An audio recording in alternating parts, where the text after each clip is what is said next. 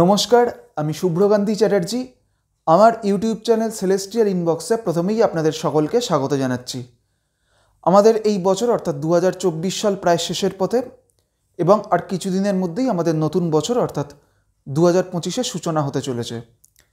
তো এই 2025 সাল আমাদের রাশিচক্রের তৃতীয় রাশি অর্থাৎ মিথুন রাশির জাতক জাতিকাদের জীবনের বিভিন্ন ক্ষেত্রে তাদের কী কী প্রভাব পড়তে পারে এবং তাদের জীবনে কী কী পরিবর্তন আসতে পারে, আজকে আমি সেই বিষয়ে কিছু কথা বলবো। প্রথমেই বলি যে এই 2025 সালের 14ই মে বৃহস্পতি কিন্তু প্রবেশ করতে চলেছে মিথুন রাশিতে। এই মুহূর্তে বৃহস্পতি বৃষ রাশিতে অবস্থান করছে এবং আগামী 14ই মে 2025 সালের সেই বৃহস্পতি কিন্তু প্রবেশ করবে বৃষ থেকে মিথুন রাশির ঘরে।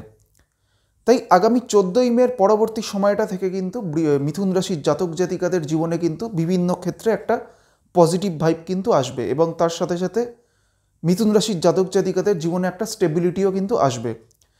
এবং যেহেতু আগামী 14ই মের পরবর্তী সময় থেকে বৃহস্পতি মিথুন রাশির ওপরই অবস্থান করবে, তাই 2025 সালের অধিকাংশটাই কিন্তু সামগ্রিকভাবে মিথুন রাশির জাতক জাতিকাদের ক্ষেত্রে কিন্তু একটা ভালো বছর হতে চলেছে। প্রথমেই বলি যে স্বাস্থ্যগত দিক থেকে মিথুন রাশির জাতক জাতিকাদের এই 2025 সালে কিন্তু বড় কোনো ধরনের সমস্যার সম্ভাবনা সেই অর্থে নেই। তবে আগামী 13ই সেপ্টেম্বর অর্থাৎ 2025 সালের 13ই সেপ্টেম্বরের পরবর্তী সময়টা থেকে মিথুন রাশির জাতক জাতিকাদের ক্ষেত্রে কিন্তু ছোটোখাটো কোনো ধরনের স্বাস্থ্যগত সমস্যা, যেমন ডাইজেস্টিভ কোনো সমস্যা বা হজম সংক্রান্ত কোনো সমস্যা ভোগার কিন্তু একটা প্রবণতা দেখা যাবে। যাদের রক্ত সংক্রান্ত কোনো ধরনের সমস্যা রয়েছে তাদের ক্ষেত্রেও আগামী 2025 সালের 13ই সেপ্টেম্বরের পরবর্তী সময়টা থেকে কিন্তু তাদের ক্ষেত্রেও সেই সময়টা সতর্ক থাকতে হবে। 2025 সাল মিথুন রাশির জাতক জাতিকাদের অর্থনৈতিক উন্নতির দিক থেকেও কিন্তু একটা ভালো বছর।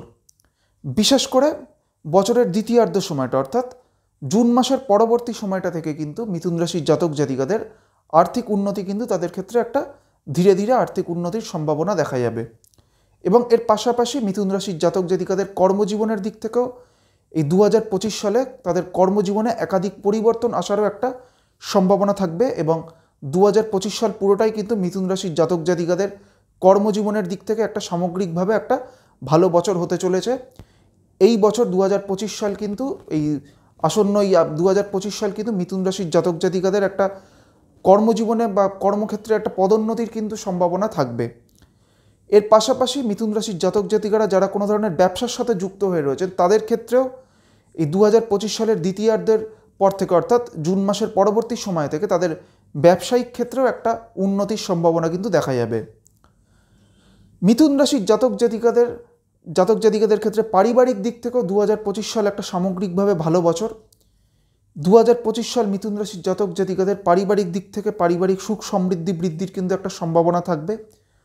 পারিবারিক দিক থেকে নতুন কোনো সম্পত্তি ক্রয়েরও সম্ভাবনা কিন্তু এই 2025 সালে মিথুন রাশির জাতক জাতিকাদের ক্ষেত্রে থাকবে। এর পাশাপাশি মিথুন রাশির জাতক জাতিকাদের পারিবারিক কোনো বিষয় বা তাদের ব্যক্তিগত বিষয় বা তাদের কোনো ধরনের প্রফেশনাল লাইফের ক্ষেত্রেও তাদের নতুন কোনো যোগাযোগ আসার সম্ভাবনাও কিন্তু এই 2025 সালে থাকছে। তবে মিথুন রাশির যারা শিক্ষার্থীরা রয়েছেন তাদের ক্ষেত্রে এই 2025 সাল কিন্তু তাদের ক্ষেত্রে একটা মিশ্র ফল লাভ হবে, অর্থাৎ ভালো খারাপ দু ধরনেরই ফল কিন্তু মিথুন রাশির যারা শিক্ষার্থীরা রয়েছেন তারা কিন্তু পাবেন। মিথুন রাশির শিক্ষার্থীদের মধ্যে যারা উচ্চশিক্ষায় রয়েছেন বা যারা কোনো ধরনের রিসার্চ বা কোনো ধরনের গবেষণামূলক কাজের সাথে যুক্ত হয়ে রয়েছেন তাদের ক্ষেত্রে এই 2025 সাল কিন্তু একটা সামগ্রিকভাবে একটা অত্যন্ত ভালো বছর হতে চলেছে। আজকে আমি আমাদের রাশিচক্রের তৃতীয় রাশি অর্থাৎ মিথুন রাশির জাতক জাতিকাদের এই 2025 সাল কেমন যেতে পারে আজকে আমি সেই বিষয়ে আপনাদের একটা ধারণা দেওয়ার চেষ্টা করলাম এবং পরবর্তী ভিডিওগুলির মাধ্যমে আমাদের পরবর্তী যে রাশিগুলি রয়েছে সেই রাশিগুলির জাতক জাতিকাদের 2025 সাল কেমন যেতে পারে সেই বিষয়ে সংক্ষেপে আলোচনা করব।